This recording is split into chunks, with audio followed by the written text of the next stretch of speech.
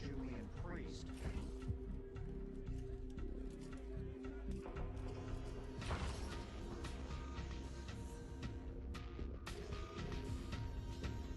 Shockingly grotesque.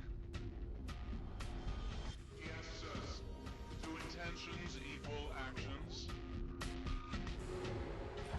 Once again. Test the boundaries.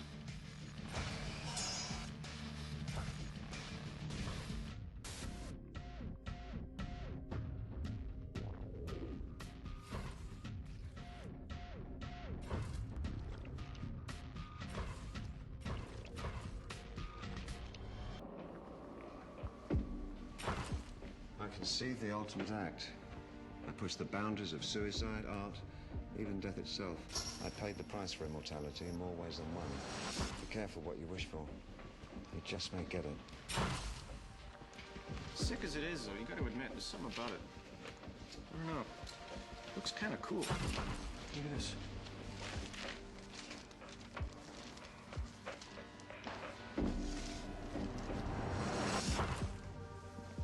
But sometimes something happens and that need comes flooding out. Whatever the circumstances, the hunger inside you will take over. And you will pay everything you have to satisfy it. Everything and more.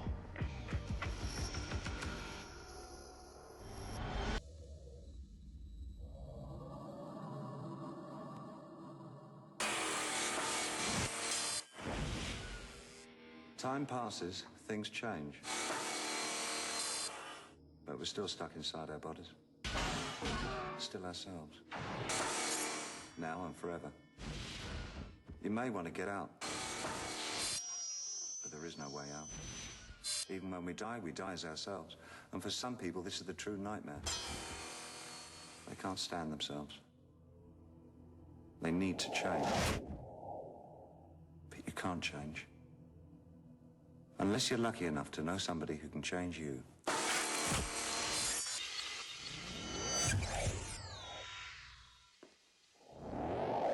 Dye your hair, paint your face, tattoo your body. Transform yourself utterly. It's never enough. Nothing ever is. And you'll never be satisfied until you face the stark, naked horror of your own failure to... what?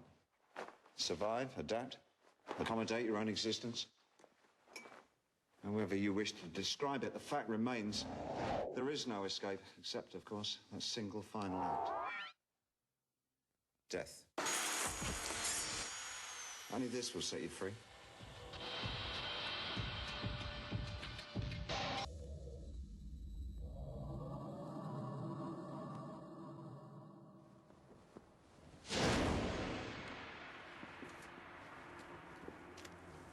All living creatures are inherently fascinated by death. After all, it's how we define life, isn't it?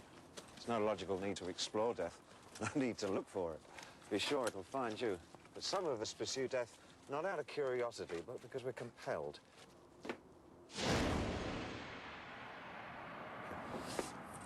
Facing death is easy. Facing life is hard. Sometimes the need to escape is inescapable, whatever the cost. Even when you know the only way out is the only way out.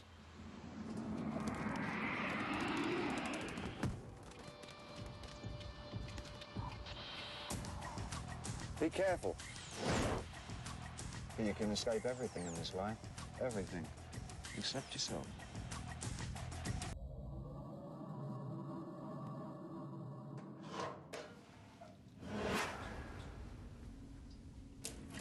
Most people hide from their fears. We call them cowards, but they tend to outlive the brave. Some fears are too great to be ignored. Too relentless to flee. Sometimes there's no option. Just turn and face your fears and see what happens.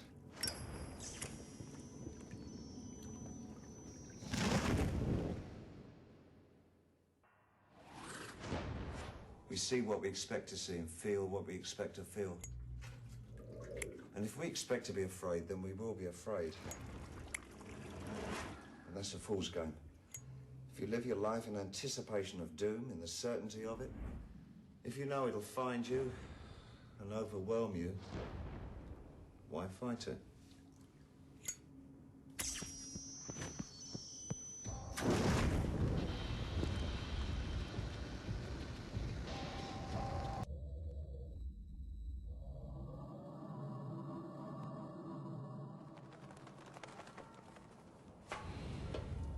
Death comes for all of us in one form or another.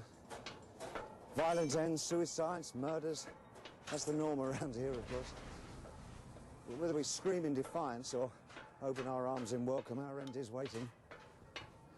If we're especially lucky, we may, in our dotage, imagine that we know the day of our own demise. We may be given a final chance to settle our accounts before we shuffle off this mortal coil. Such a chance is rare and difficult to achieve. But when the end of the day is near, and you know that tomorrow will not come, will you have the grace to rest in peace?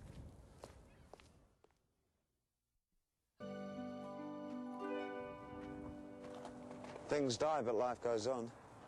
Some are reborn, some remade, some replaced. Some are missed, some prayed for, some cursed. Some remain as they always were, alone.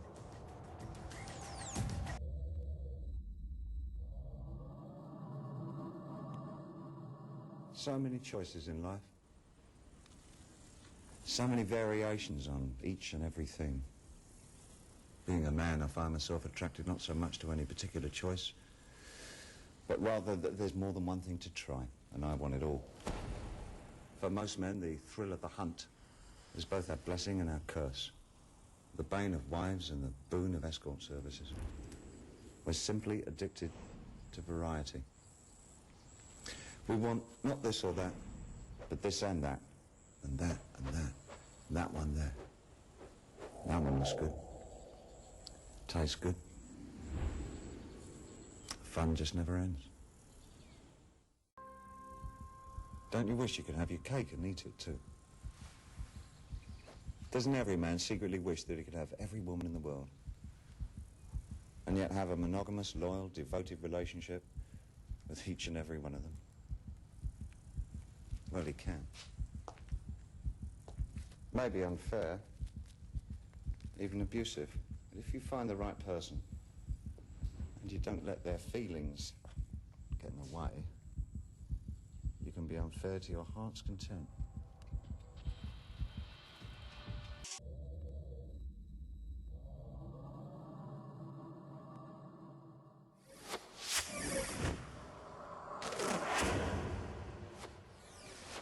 Nobody wants to be a nobody.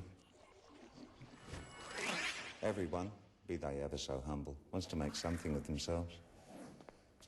The question, of course, is what? Who exactly would you like to be? If you could answer this little conundrum, nothing could stand in your way.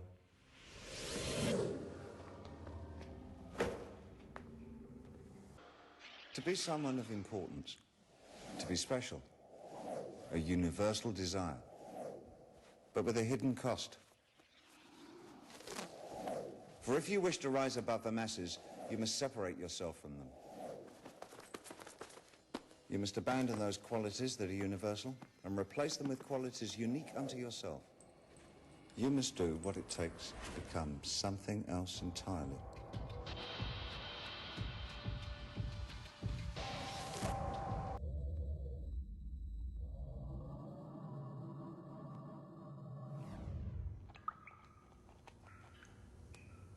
Nothing in the history of the world has caused more pain, more violence, more wanton destruction than love. When someone hurts you to the core of your soul, the need for revenge can be overwhelming. You don't just want them to feel pain. Random suffering is not enough. The only thing that will suffice is for them to feel what you are feeling. You want to savor the pain, know every nuance, so you will know exactly how to inflict it on them. When you love someone and are loved in return, then you are uniquely vulnerable. They have the power to hurt you, which is unmatched. We discover this instinctively in adolescence. And from that point on, we understand the simple principle that if you want to hurt someone who loves you, all you have to do is hurt yourself.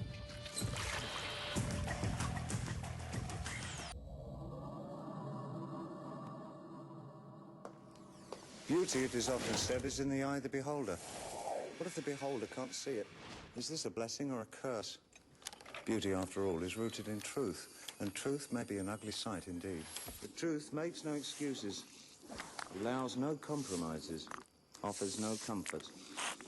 Perhaps, then, we should protect ourselves from the truth, to be blind to it, if you see what I mean.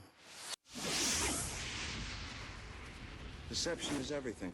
Opportunities are all around us, riches and rewards beyond our wildest dreams. But we are blind and cannot see, so they do not exist. The only reality we can possibly inhabit is the reality that we create ourselves. If we wish to change the world around us, we must change the way that we look at it.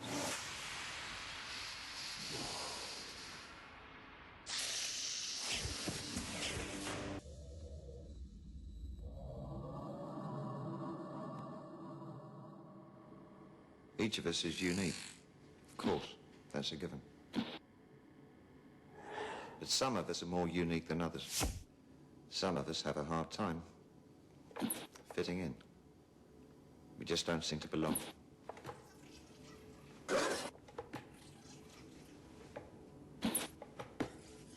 Not in the normal world, at least. We need to find another place. When that doesn't work, because it never does, then we move on, endlessly looking, hoping against hope that somewhere there's a place we can finally call home.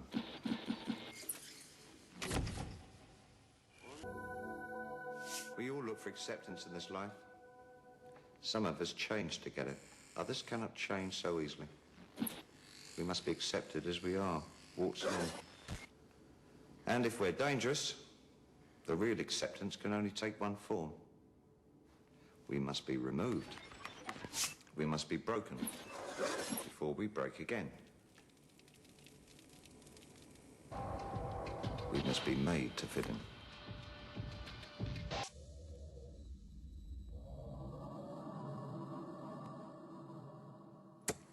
Now, children, I was once told, are like arrows shot into the future.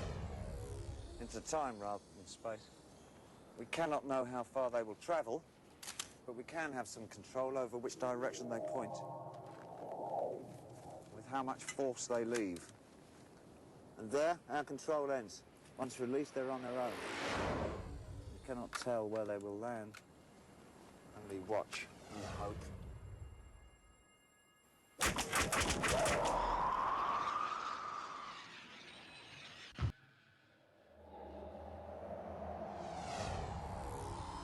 We try our best for our children. We give them everything, every advantage we possibly can. Sadly, we also pass on our sins and failings and weaknesses. And so sometimes we know exactly where the arrow of our loins will land, because we've given them no choice but to end up where they'll do the most damage.